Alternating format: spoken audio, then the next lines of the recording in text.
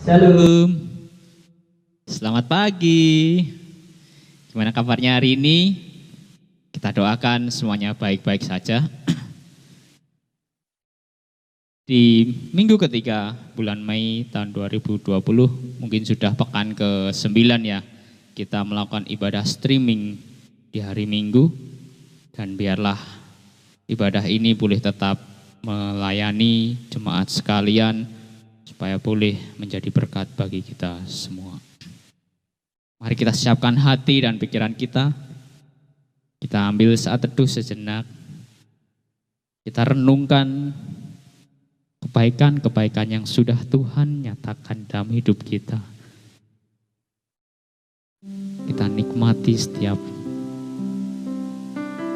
kasih yang Dia nyatakan dalam diri kita. Mari kita bawa lebih dalam diri kita ke dalam hadirat Tuhan. Mari kita juga akui dosa-dosa kita di hadapannya, supaya ibadah ini kita boleh dilayakkan.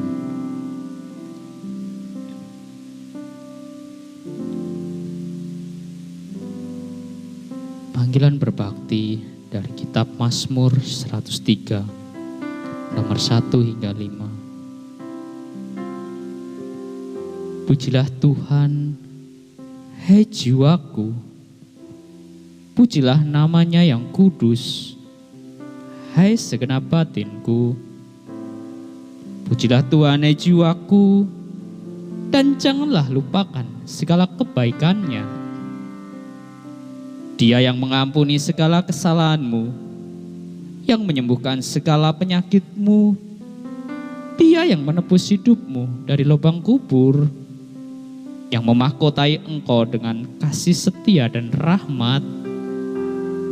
Dia yang memuaskan hasratmu dengan kebaikan, sehingga masa mudamu menjadi baru seperti pada burung Raja Wali. Amin. Mari kita angkat satu pujian menyatakan kebaikan Tuhan di dalam kehidupan kita. Bapa, Engkau sungguh baik.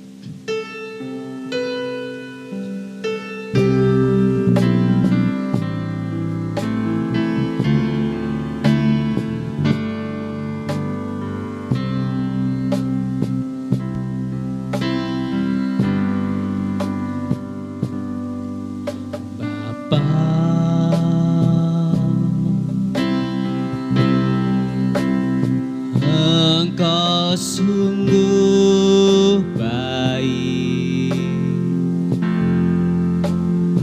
kasih-Mu melimpah di hidupku.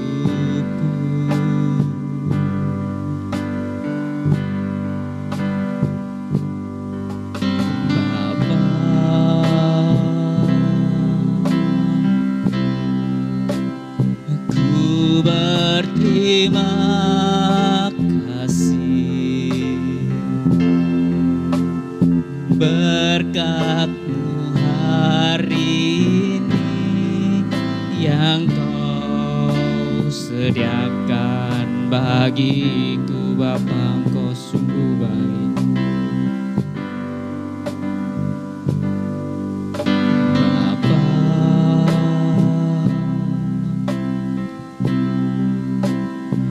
Engkau sungguh baik, kasih-Mu melimpah di hidupku. Ku berterima kasih Tuhan.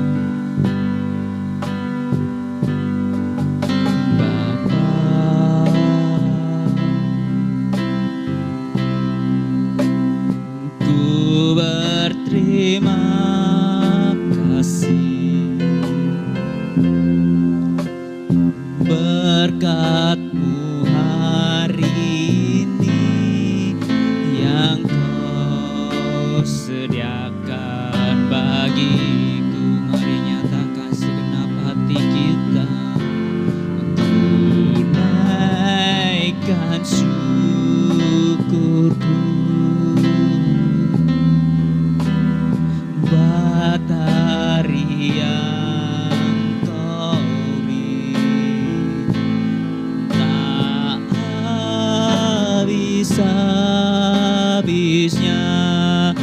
kasih dan rahmat-Mu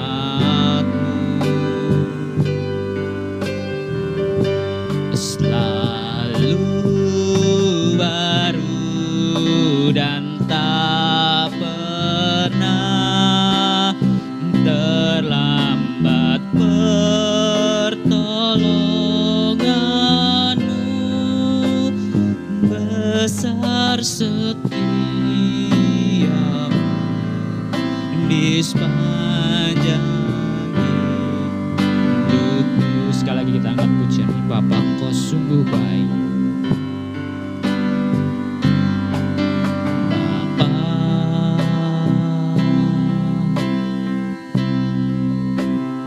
Engkau sungguh baik,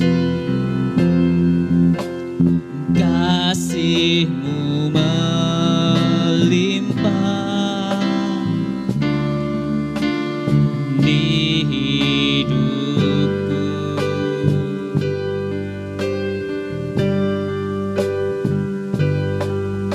Bapa,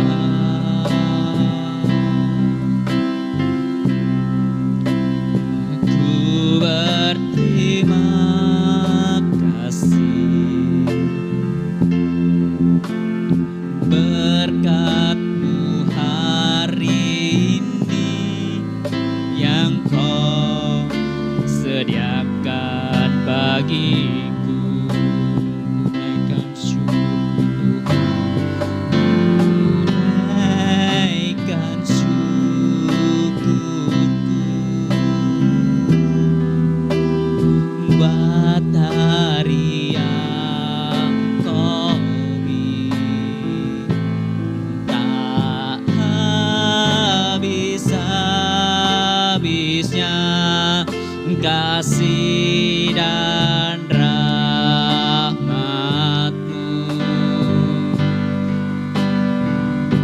selalu baru dan tak pernah terlambat. Pertolongan-Mu besar setia-Mu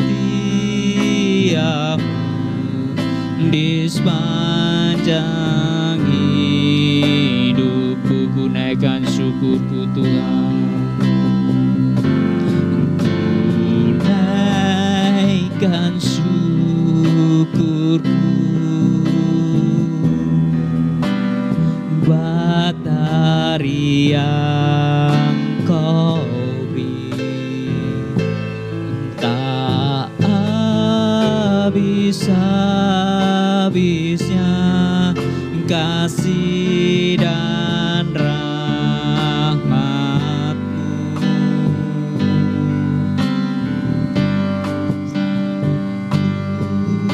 baru dan tak pernah terlambat. Pertolongan-Mu besar setia-Mu di sepanjang hidupku. Iya benar Tuhan, Kau adalah Allah yang baik di dalam kehidupan kami. Selalu baru dan selalu baru berkat-Mu, kasih-Mu, pemeliharaanmu Kau nyatakan di dalam setiap kehidupan kami Tuhan. Dan pada pagi hari ini kami mau menaikkan syukur kami. Kami menaikkan syukur kami ke hadirat-Mu Tuhan. Karena kebaikan-kebaikan yang Kau nyatakan. Kami mau datang beribadah. Layakkan setiap kami Tuhan. Pribadi demi pribadi. Biarlah kami boleh berkenan di hadapan-Mu. Kami serahkan saudara-saudara kami yang saat ini boleh menikmati ibadah secara streaming ini Tuhan. Biarlah semua tidak akan menghambat karya-Mu, menghambat kasih-Mu dalam setiap pribadi kami Tuhan. Bahkan kami semakin dalam, semakin menikmati persekutuan pribadi kami dengan Engkau Tuhan. Terima kasih ya Tuhan, kami serahkan rangkaian ibadah ini dari saat ini hingga akhirnya ke dalam tangan kuasa-Mu. Hanya dalam nama-Mu Tuhan kami, Yesus Kristus, kami berdoa, berseru dan mengucap syukur. Haleluya. Amin. Hari ini kita akan mendengarkan kesaksian dari saudara kita yang awal bulan Juni nanti akan dibaptiskan. Kita akan mendengar kesaksian daripada saudara Roni dan saudari Uci. Shalom, selamat pagi untuk para jemaat GBI Klegen. Terima kasih saya telah diberi kesempatan untuk bersaksi di gereja ini GBI Klegen. Pertama-tama, perkenalkan nama saya Lucia, saya tinggal di Solo yaitu Klegen Colomadu. Kali ini saya akan bersaksi mengenai Tuhan yang hadir di dalam hidup saya.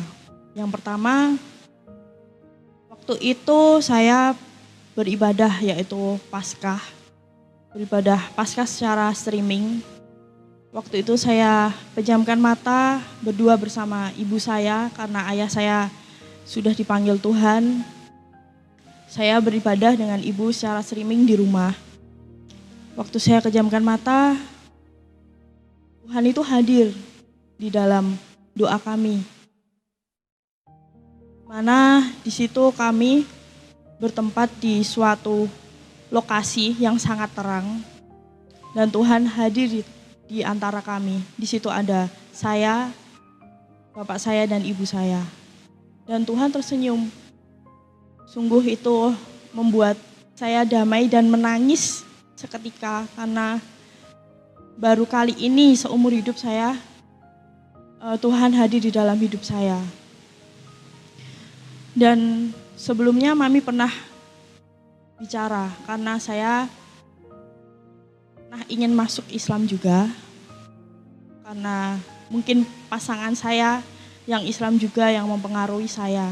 Saya juga pernah sampai berziarah ke tempat-tempat makam-makam Islami, pahlawan-pahlawan seperti itu. Sampai saya memakai hijab juga. Dari situ saya sadar, mami saya bilang, mami ingin punya cucu yang bisa diberkati Tuhan di gereja. Kenapa? Waktu itu hati saya tergoyah. Entah itu dari dorongan Tuhan atau orang tua saya atau doa dari orang tua saya. Ketika itu saya meyakini hati saya dan saya berdoa, Tuhan, mohon bimbing Uci Tuhan, supaya apa yang diimani Uci itu menjadi apa yang terbaik bagi Tuhan. Suatu ketika saya berdoa seperti itu, saya kekehkan hati saya teguhkan hati saya untuk mengikuti Tuhan. Dan ketika saya berdoa juga mengenai jodoh saya berdoa, Tuhan temukan jodoh saya sesuai iman saya yang menurut Tuhan baik bagi saya, bukan menurut terbaik untuk saya, tetapi terbaik untuk Tuhan. Tapi puji Tuhan sekali, Tuhan menemukan yaitu pasangan hidup saya yaitu Adriano Roniasi Simorangkir. Beliau berasal dari Batak, Medan. Saya bertemunya dengan dia sangat singkat. Saya mempunyai pasangan dan beliau juga punya pasangan. Dan kami berdua menjalani hubungan kami masing-masing dengan problem yang berbeda-beda. Saat itu mungkin kita sudah kenal selama 1 tahun. Kita sudah kenal selama 1 tahun dan kita belum mempunyai rasa apapun.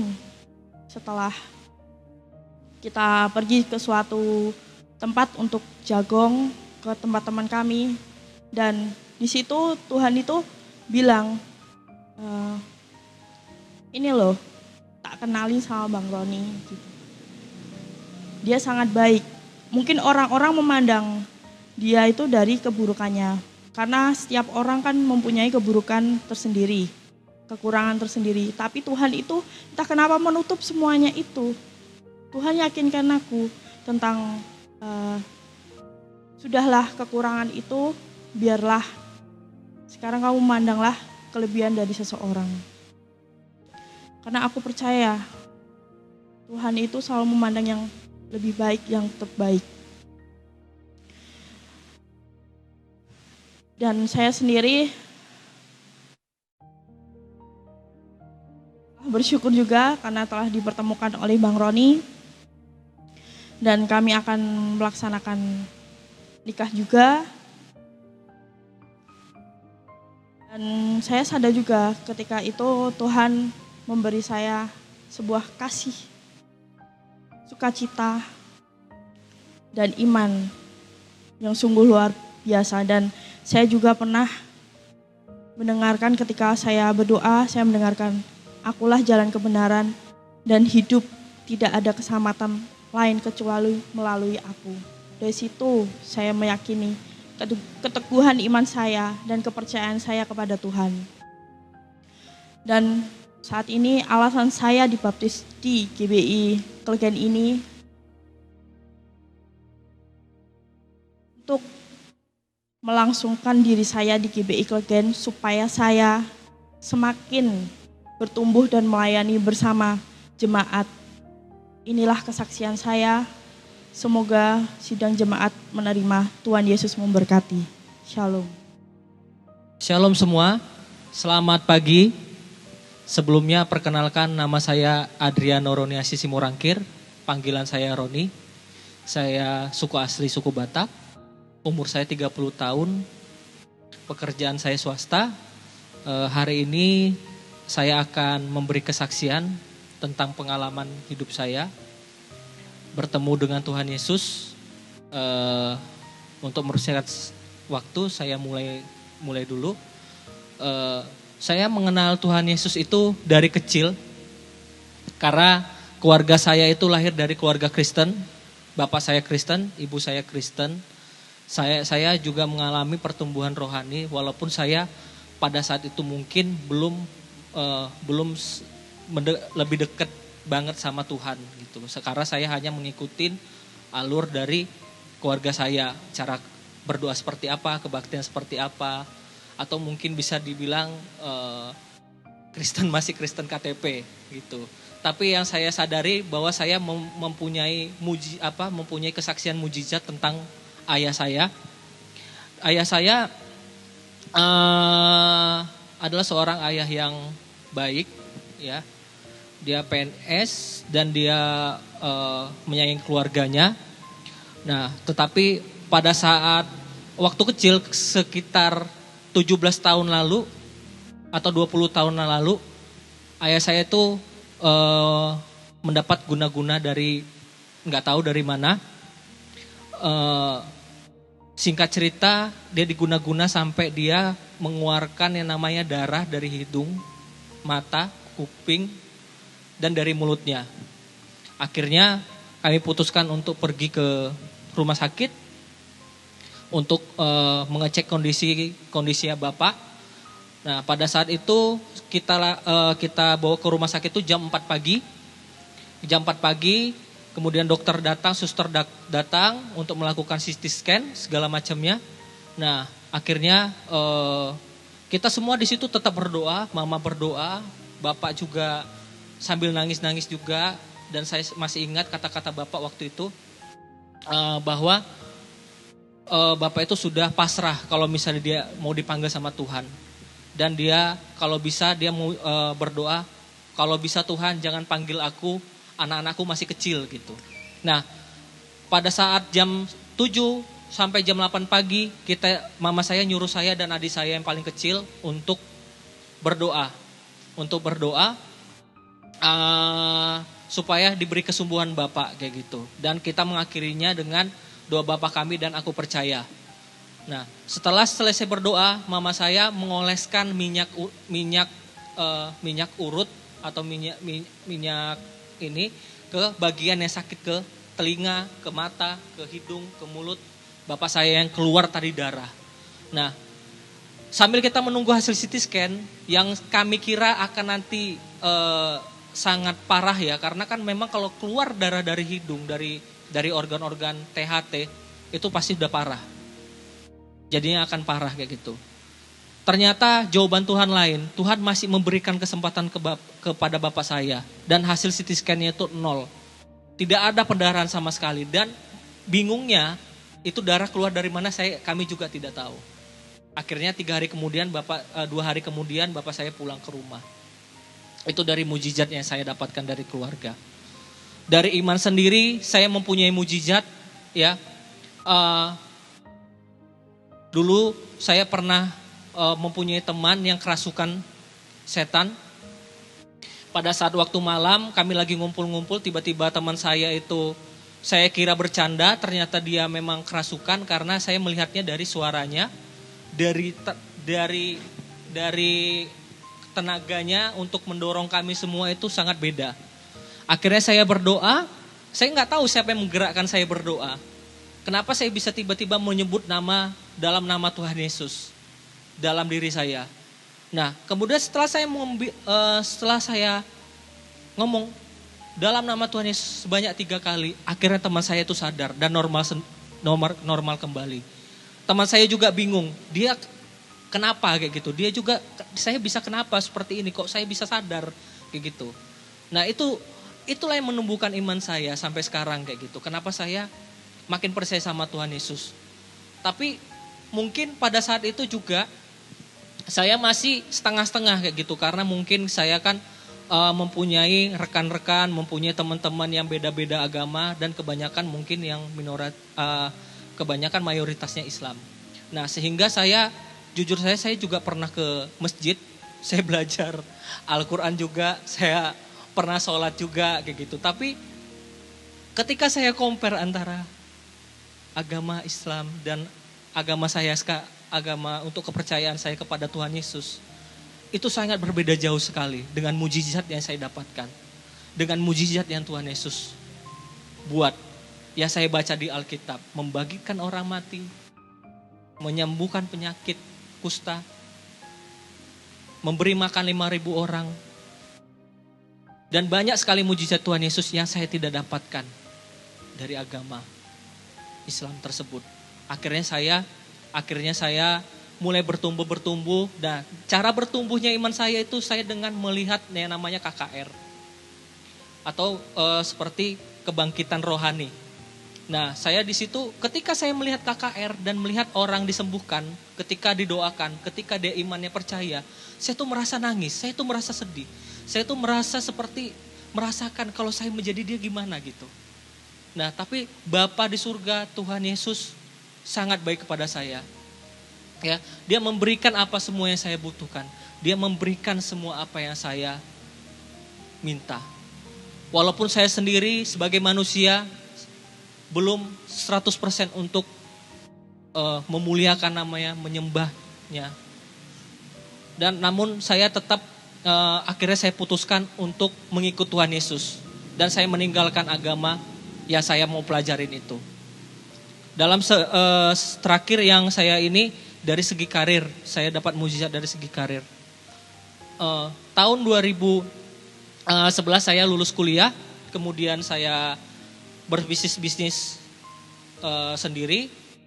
Namun saya ketika saya berbisnis sendiri mungkin mengalami kegagalan, akhirnya saya memutuskan untuk bekerja. Nah, ketika saya memutuskan bekerja tahun 2012 di Kota Bandung, tahun 2015 Desember saya diperintah untuk pindah ke Kota Solo. Saya tidak tahu Kota Solo seperti apa. Yang dalam benak saya, Kota Solo itu adalah kota kecil yang tidak ada apa-apa kayak gitu. Maksudnya dalam arti tidak ada mall, tidak ada kehidupan, tidak apa-apa gitu. Saya bertanya dalam diri saya, kenapa saya dipindahkan ke Kota Solo? Kayak gitu. Saya merasa marah sama bos saya. Kenapa saya harus dipindahkan ke Kota Solo? Kemudian ketika saya akhirnya memutuskan berangkat ke Kota Solo setelah berdiskusi dengan keluarga saya. Akhirnya saya berangkat ke Kota Solo 2016 bulan Januari. Nah, ketika setahun 2 tahun pergumulan saya adalah pindah lagi ke Kota Bandung atau kota yang di Jawa Barat deh gitu. Karena jujur aja untuk bahasa saya di Jawa ini saya juga belum ngerti gitu.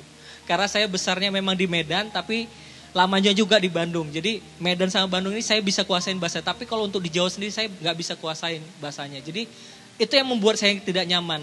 Dan yang tidak nyaman kedua adalah saya tidak mempunyai keluarga di sini. Akhirnya setahun, 2 tahun, 3 tahun berlalu. Saya 3 tahun saya meminta ke bos saya dengan secara terpaksa, Pak, saya kalau nggak dipindahkan, saya mau resign dari perusahaan ini. Tapi apa yang terjadi? Saya masih bertahan juga di pekerjaan saya ini. Ternyata setelah saya udah mau 5 tahun, mau masuk ke 5 tahun, ternyata jawaban Tuhan adalah kenapa saya dipindahkan ke kota Solo. Saya bertemu jodoh saya di sini, yaitu bernama Lucia Wahyuning Triastuti. Saya tidak tahu rencana Tuhan. Rencana Tuhan itu selalu indah. Saya bertemu sama Lucia ini secara kebetulan. Tidak ada terpikirkan sebelumnya. Gitu. Tapi saya tahu dia adalah jodoh yang dari Tuhan. Karena banyak banget mukjizat yang saya dapatkan. Untuk pertemuan kami ini banyak mukjizat yang kami dapatkan. Yang tidak kalau saya jelasin satu-satu mungkin akan memperlama waktunya lagi. Dan alasan saya yang terakhir, alasan saya kenapa saya mau dibaptis di GBI Klegen, saya jujur aja kalau untuk saya secara pribadi dulu gereja saya belum pernah dibaptis, baptis selam, saya hanya dibaptis persik. Untuk itu kayak saya memutuskan untuk dibaptis selam di GBI Klegen untuk intinya untuk menggabungkan diri saya di GBI Klegen supaya iman saya semakin bertumbuh dan melayani bersama jemaat. Inilah kesaksian saya, semoga sidang jemaat menerima. Tuhan Yesus memberkati. Puji nama Tuhan, kita sudah mendengarkan kesaksian dari saudara Roni dan juga saudari Uci yang akan dibaptiskan bulan depan. Selanjutnya kita akan mendengarkan sabda firman Tuhan yang dibawakan oleh Bapak Niko Christian. Kita akan persiapkan hati dan pikiran kita dengan pujian 298 Berita Baik.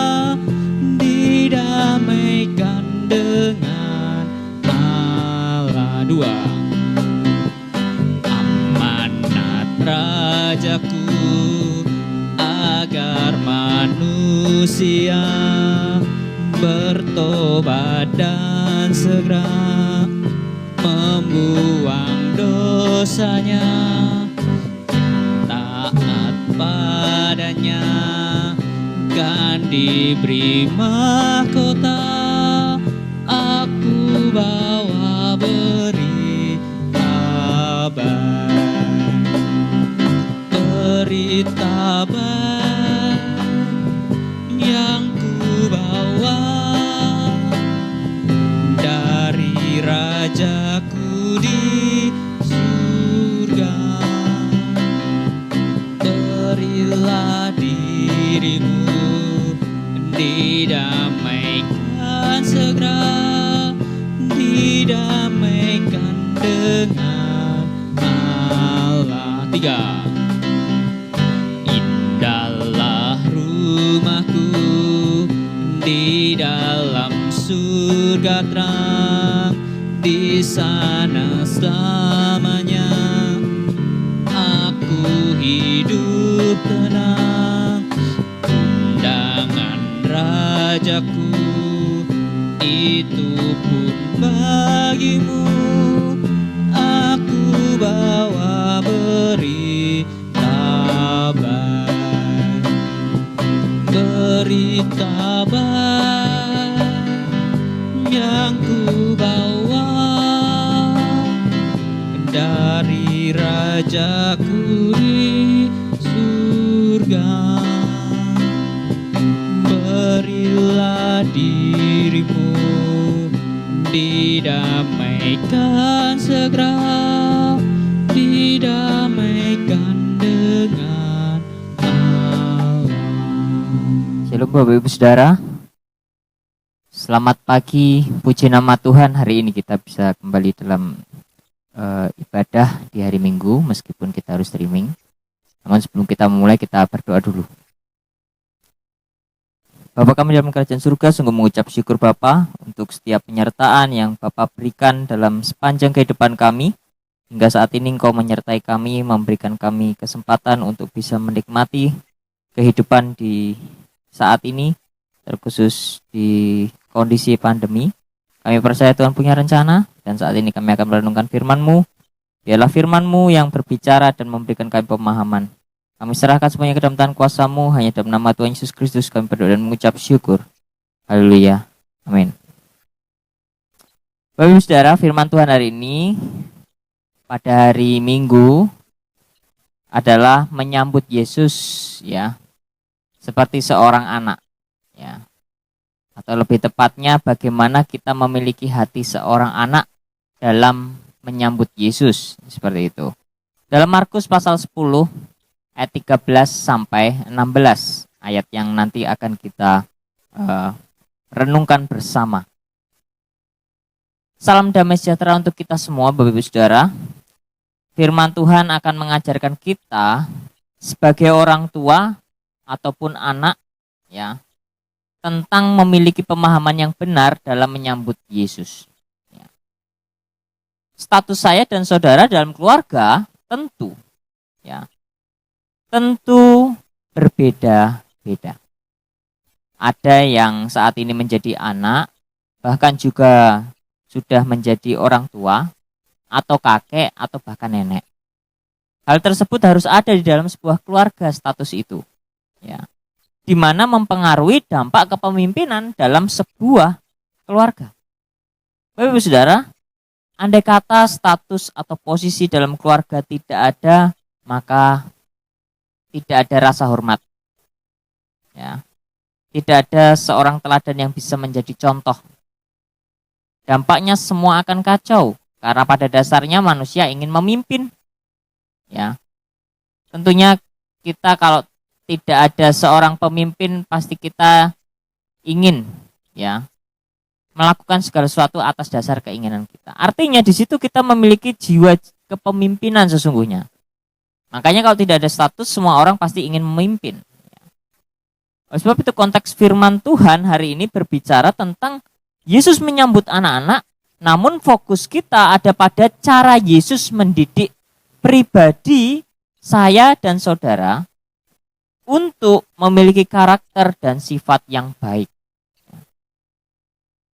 Sebuah keluarga kerajaan, ya, dalam sebuah kerajaan tentu ada status yang menunjukkan peran setiap pribadi di dalamnya. Di situ ada ajudan, ada permaisuri, dan lain sebagainya. Mereka diberikan tugas masing-masing, diberikan suatu tanggung jawab masing-masing dalam status yang diberikan di keluarga kerajaan itu. Ya. Demikian kalau kita berbicara tentang keluarga kerajaan Allah. Ada status yang kita terima untuk kita bisa menjalankan peran kita yang semestinya. Oleh sebab itu firman Tuhan hari ini akan menjelaskan dari sikap Yesus menyambut anak-anak. Kita akan belajar dari bagaimana Yesus memberkati anak-anak, bagaimana Yesus menyambut anak-anak, ya. Apa saja yang ingin Yesus ajarkan dari sikap menyambut anak-anak ini? Ada 3 hal yang Yesus ingin ajarkan kepada kita. Hal yang pertama, Bapak Saudara, sebagai orang tua atau sesama jangan menghalangi siapapun untuk datang kepada Yesus. Kita perhatikan ayat 13 sampai dengan ayat yang ke-14. Lalu orang membawa anak-anak kecil kepada Yesus supaya ia menjamah mereka, akan tetapi murid-muridnya memarahi orang-orang itu. Ketika Yesus melihat hal itu, ia marah dan berkata kepada mereka, biarkanlah anak-anak itu datang kepadaku. Jangan menghalang-halangi mereka, sebab orang-orang yang seperti itulah yang empunya kerajaan Allah. Bapak Ibu Saudara, dalam ayat tersebut ada beberapa orang yang membawa anak-anak mereka kepada Yesus supaya ia mendoakan dan memberkati anak-anak itu. Ya. Tetapi yang terjadi justru murid-murid Yesus memarahi orang-orang yang membawa anak-anak itu. Ya. Kalau kita renungkan ayat ini sesungguhnya maknanya bisa luas Bapak Saudara. Bisa menjadi tema yang banyak. Ya. Sebagai contoh masa kini bisa tentang sikap orang tua kepada anak yang ingin ke gereja. Bisa juga tentang seorang yang belum mengenal Yesus kemudian ia rindu atau ingin juga didoakan. Ya. Bisa tentang penyerahan anak kepada Yesus dan sebagainya. Ya. Hal tersebut memiliki arti yaitu kepada siapapun yang ingin membawa anak-anak, baik anak muda, anak kecil, orang yang punya hati seorang anak, ya, dan ingin didoakan, maka sekali-kali jangan pernah menghalangi mereka untuk datang kepada Yesus. Sekali-kali jangan pernah menghalangi anak-anak kita atau orang-orang yang ingin datang kepada Yesus. Bapak Saudara, datang kepada Yesus secara konteks kejadian saat itu benar-benar datang untuk didoakan oleh Yesus. Ya. Benar-benar ada kerinduan, keinginan, aku mau datang supaya Yesus mendoakan dan memberkati aku. Itu konteks saat itu. Namun berbicara untuk kita saat ini, konteks kita pada era saat ini datang kepada Yesus adalah kerinduan untuk ya seseorang berdoa, untuk seseorang didoakan ya oleh sesamanya. Kerinduan untuk ikut ibadah ya itu datang kepada Yesus. Kerinduan untuk ikut sekolah minggu dan sebagainya. Arahnya adalah bagaimana mau belajar, mau dekat dengan Tuhan. Itulah datang kepada Yesus. Pesan firman Tuhan yang kita terima saat ini dari poin yang pertama adalah jangan sekali-kali memarahi atau menghalangi setiap pribadi yang punya kerinduan yang tulus untuk datang kepada Yesus. Baik itu anak kita, teman kita, atau keluarga kita yang lain. Jangan kita menghalangi. Justru kitalah yang harus menggerakkan mereka untuk mempunyai kerinduan yang sama, untuk bisa bersama-sama datang kepada Dia. Hal yang kedua Bapak Saudara, yang bisa menjadi sebuah contoh ya juga dari poin yang pertama ini adalah ada anak kita rindu ingin datang sekolah minggu ya. Ini adalah sebuah kasus ya. Pak, aku pengen ikut sekolah minggu ya. Tetapi karena orang tua ini mungkin terlalu capek ya akan pekerjaan sehingga wah malas lah, halah kamu juga masih 6 tahun ya. Dan anak ini pun usia 6 tahun pasti belum bisa berangkat sendiri karena rumahnya agak jauh dari gereja. Kemudian dengan terpaksa anak ini ya sudah tidak ikut sekolah minggu ya padahal punya kerinduan ya. Bahkan orang tua tidak memberi solusi lain seperti yuk kita berdoa saja di rumah, yuk kita membaca firman Tuhan di rumah. Tetapi membiarkan saja wes dikasih yang lain supaya mereka bermain dan lain sebagainya. Itu justru menghalangi mereka untuk datang kepada Yesus. Seharusnya membimbing mereka, mengarahkan mereka untuk bisa datang kepada Dia. Ya. Hal inilah yang dimaksudkan menghalang-halangi anak untuk datang kepada Tuhan. Ya. Jadi dari hal di atas, Yesus mengajarkan untuk menjadi pribadi yang terbuka. Selain kita jangan menjadi orang yang menghalang-halangi, kita juga harus menjadi pribadi yang terbuka, pribadi yang juga turut senang kalau anak-anak kita atau ada orang-orang baru dapat datang kepada Yesus. Jadi itu Bapak Saudara, hal yang pertama yang perlu kita ketahui dan kita bisa pelajari dari apa yang Yesus ajarkan. Hal yang kedua adalah sebagai pribadi yang telah percaya kepada Tuhan Yesus Kristus harus memiliki kerendahan hati agar masuk dalam kerajaan Allah. Mengapa saya mengatakan agar masuk? Sebab ini adalah syarat, salah satu syarat untuk menjadi anggota kerajaan Allah. Kita perhatikan ayat ke-15. Aku berkata kepadamu sesungguhnya barang siapa tidak menyambut kerajaan Allah seperti seorang anak kecil, ia tidak akan masuk ke dalamnya. Kalau kita tidak menyambut, ya, kalau kita tidak menyambut kerajaan Allah seperti seorang anak kecil, ia tidak masuk ke dalam. Anak kecil itu punya kerendahan hati yang luar biasa. Ya. Sesungguhnya barang siapa tidak menyambut kerajaan Allah, seperti ya seorang anak kecil, ia tidak akan masuk ke dalamnya. Seperti, artinya tidak sepenuhnya menjadi anak kecil, tapi ada hal-hal yang dari anak kecil kita bisa pelajari. Barang siapa tidak menyambut kerajaan Allah seperti anak kecil, artinya kita diajarkan untuk memiliki hati seorang anak kecil. Seorang anak kecil, Bapak Saudara, mempunyai hati yang tulus. Ya. Jujur, rendah hati, tidak memandang bulu kepada siapa yang mau datang. Ya. Kalau kita melihat anak kecil kan kadang datangi siapa, jalan sendiri ya. Tidak tahu itu orang baik, itu orang jahat. Karena hatinya tulus. Memang atas dasar ketidaktahuan belum bisa membedakan baik dan jahat. Tetapi bagaimana anak ini adalah menjadi anak yang punya kasih yang tulus. Ya.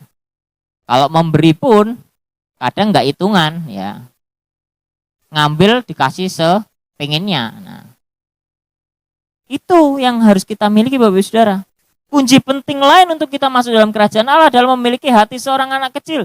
Jangan menaruh terlalu banyak rasa curiga apabila ada orang yang belum kita kenal dan datang dengan tujuan ingin didoakan atau beribadah. Janganlah kita seperti murid-murid tadi mencurigai, ya. Malah memarahi mereka. Firman Tuhan tentu menyoroti dalam hal sikap kepada sesama. Jadi bagaimana kita bisa bersikap kepada sesama? Kebetulan Bapak Saudara, gereja kita akan ada 4 anggota baru. Ya. Tentunya mereka masih perlu, ya, namanya bertumbuh. Sama halnya seperti kita. Diharapkan kita pun bisa menyambut mereka dengan sukacita. Menyambut mereka dengan penuh kasih. Jangan merasa takut, ya. Karena pasti kalau kita takut, kita tidak akan bisa menyatakan kasih kita. Ya. Berbicara tentang hal sikap kita kepada Yesus juga haruslah demikian. Jangan ke gereja karena sebuah rutinitas. Jangan berbuat kasih karena keterpaksaan. Ya. Janganlah tersenyum kepada orang lain yang belum kita kenal hanya untuk sebuah pencitraan. Lagi kumpul, wah ikut tersenyum. Ya. Tapi supaya dinilai baik. Tidak benar-benar tulus. Ya.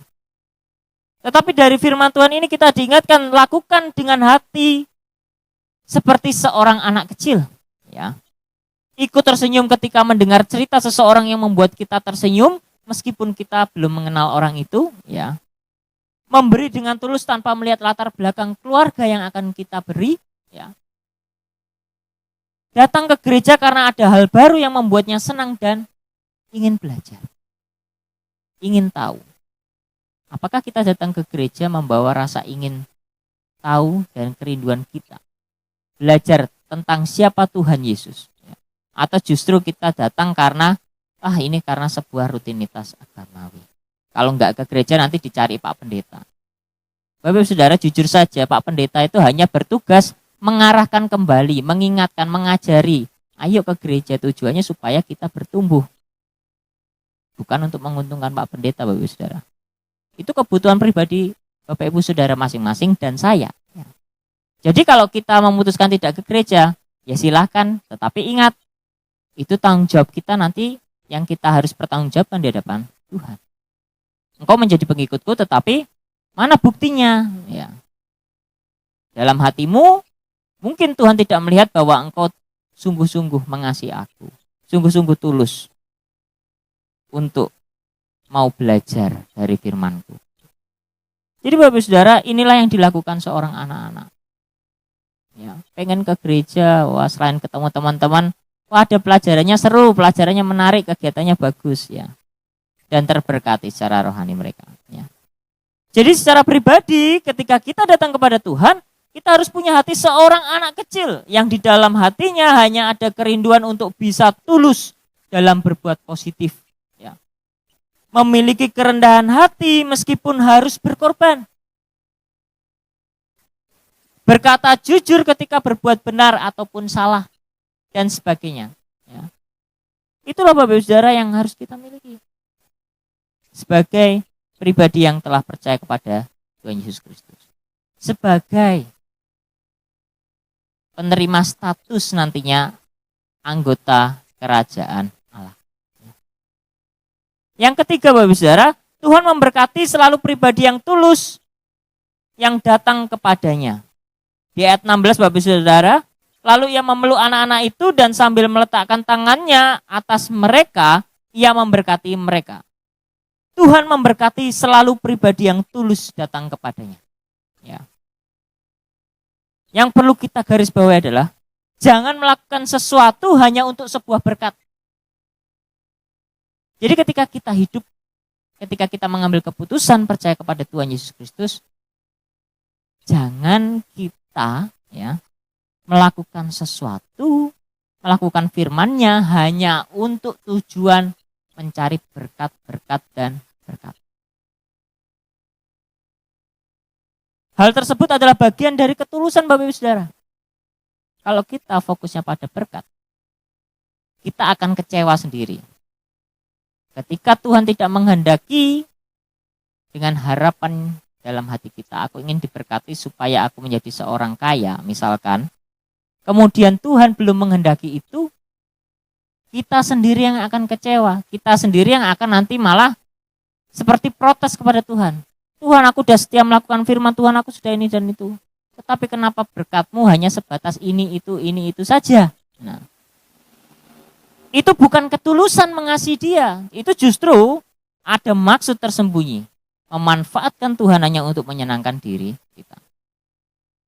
Tetapi firman Tuhan kali ini, ya, kita diajarkan lakukan yang terbaik dengan tulus, maka berkat Tuhan mengikuti. Ingat, berkat Tuhan yang mengikuti, bukan yang kita inginkan untuk kita tuntut di hadapan Tuhan. Tuhan, aku sudah melakukan ini. Bukan seperti itu. Tetapi biarlah kita melakukan itu, ya melakukanlah saja. Berkat Tuhan mengikuti. Yesus ingin kita sebagai anak-anak Allah agar datang kepadanya dengan hati yang benar-benar tulus. Bukan dengan membawa motivasi berkat sebagai yang utama. Ya. Jadi jangan jadikan berkat sebagai yang utama. Memang berkat itu ada dalam firman Tuhan. Tetapi fokus kita hanya jangan pada berkat-berkat dan berkat. Karena pikiran manusia pada umumnya berkat itu berkaitan dengan harta duniawi. Ya. Jadi Bapak Saudara, itu hal yang perlu kita perhatikan. Dalam hal ini kita belajar beberapa orang yang datang membawa anak-anak mereka kepada Yesus. Mereka datang dengan sendirinya supaya menjamah anak-anak mereka, bukan mengejar berkat. Namun dari hasil ketulusan mereka, Yesus justru memberkati mereka. Tuhan, tolong doakan anak ini. Bukan datang, Tuhan, aku bawa anak ini kepadamu, aku ingin sesuatu daripadamu. Bukan. Bukan ingin sesuatu yang menguntungkan orang tuanya, tapi aku ingin anak ini kau berkati supaya menjadi anak yang hidupnya seturut dengan kehendak-Mu. Tuhan, ada orang baru ini datang, aku mau Engkau memberkati dia supaya menjadi pelayan Tuhan yang luar biasa. Itu yang seharusnya kita mohonkan. Sebagai kesimpulan, sebagai umat pilihan Allah, mari kita belajar dari pengalaman Yesus menyambut anak-anak. Kita diingatkan untuk boleh mendukung jiwa-jiwa baru datang kepada Yesus, terutama anak kita, dan miliki motivasi yang benar. Ya, ketika kita melakukan segala firman-Nya, percayalah berkat Tuhan senantiasa mengikuti kita. Tugas kita sebagai jemaat Tuhan, saya dan saudara, tugasnya adalah ada dua. Yang pertama, memiliki sikap terbuka kepada siapapun, khususnya menyambut jiwa baru, terutama juga pelayanan anak-anak. Yang kedua, motivasi yang benar kepada Allah. Jadi kita harus punya motivasi yang benar kepada Allah. Jangan motivasinya karena ingin berkat. Ya, motivasinya harus benar. Jadi demikianlah firman Tuhan. Kita akan bersama Bapak Saudara berdoa untuk persembahan, doa syafaat dan doa penutup. Mari kita berdoa. Bapa di surga, kami mengucap syukur untuk firman-Mu pada pagi hari ini, dan kami menyerahkan apa yang sudah kami terima, dengarkan dalam firman-Mu ini boleh kami lakukan, sehingga kami menjadi pribadi-pribadi yang memiliki sikap yang benar dalam menyambut Tuhan kami Yesus Kristus, terutama dalam hal yang kami nyatakan melalui kasih kami kepada sesama. Dan saat ini Bapak, kami menyerahkan persembahan yang sudah setiap jemaat-Mu persiapkan. Kau berkati mereka seturut dengan apa yang Kau ingin nyatakan dalam kehidupan mereka. Bagi yang belum bisa memberikan persembahan sebagai wujud cinta kasih mereka kepadamu, kami percaya Engkau punya rencana atas hidup mereka, dan kami percaya Engkau akan memberkati mereka sehingga mereka boleh memberikan yang terbaik sesuai apa yang sudah Engkau berikan kepada mereka. Bapa di surga, kami berdoa juga untuk syafaat kami. Kami berdoa untuk bangsa dan negara kami Indonesia yang saat ini sedang atau masih dalam suasana pandemi. Engkau berkati pemerintah, Engkau berikan pengertian, hikmat, kebijaksanaan dalam mempertimbangkan dan memutuskan segala sesuatunya. Karena kami tidak tahu Bapa sampai kapan virus ini akan berakhir, tetapi kami percaya akan satu hal, bahwa Engkau punya rencana untuk bangsa dan negara kami Indonesia. Demikian Engkau memberkati setiap masyarakat yang saat ini dalam posisi yang bisa dikatakan mengalami kesulitan. Kami percaya Engkau sudah menyediakan yang terbaik untuk mereka, Engkau sudah memberkati, kiranya Engkau juga memberikan kesehatan, damai sejahtera dalam kehidupan mereka. Demikian kami menyerahkan untuk keamanan, supaya Engkau turut memberikan kami kekuatan untuk kami boleh melaksanakan tanggung jawab kami, saling menjaga keamanan di lingkungan kami, sehingga segala sesuatu yang terjadi boleh semakin dikurangi ataupun diminimalisir. Dan juga kami percaya Tuhan menggerakkan hati setiap pribadi yang mungkin hendak melakukan kejahatan, supaya mereka boleh menyadari akan apa yang mereka lakukan bahwa tidak sesuai dengan kehendak-Mu.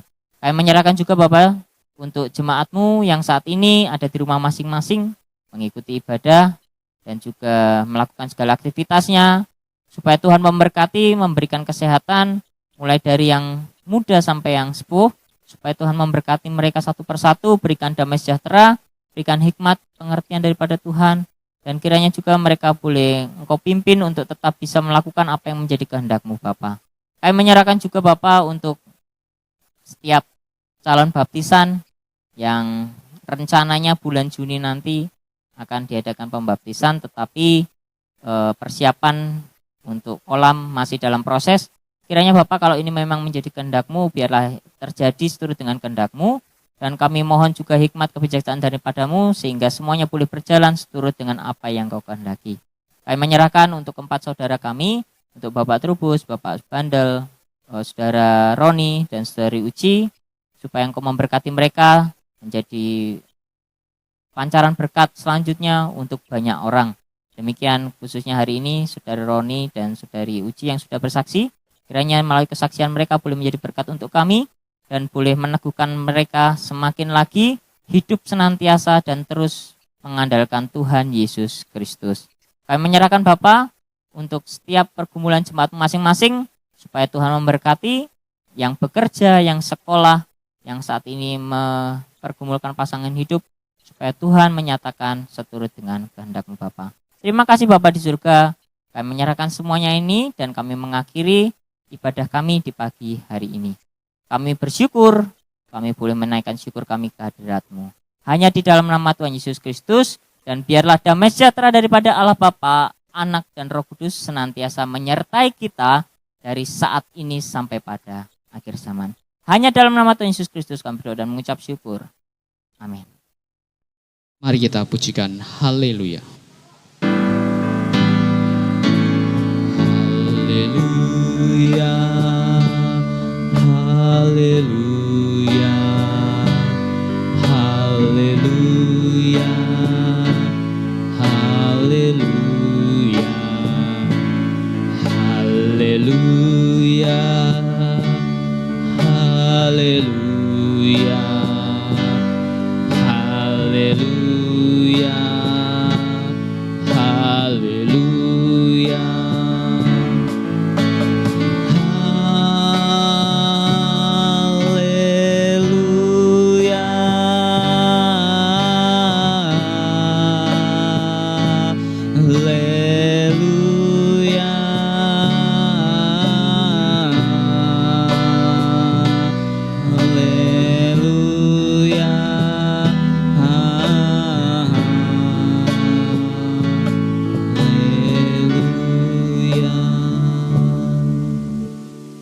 Puji syukur kita boleh mengakhiri ibadah kita pada pagi hari ini.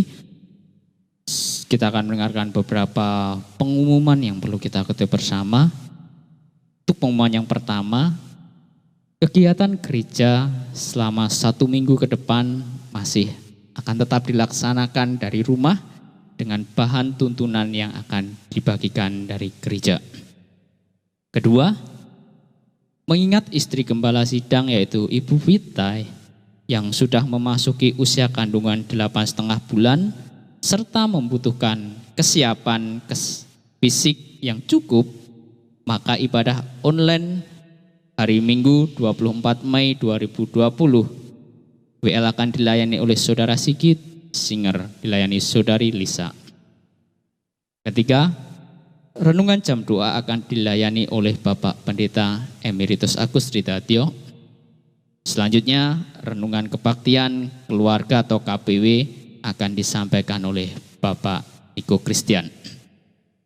Yang kelima, berkaitan dengan rencana baptisan awal bulan Juni, maka gereja akan mengundang tukang guna melanjutkan finishing atau penyelesaian akhir kolam baptisan. Dan yang terakhir, ibadah minggu depan akan di-share ke YouTube GBI Legen.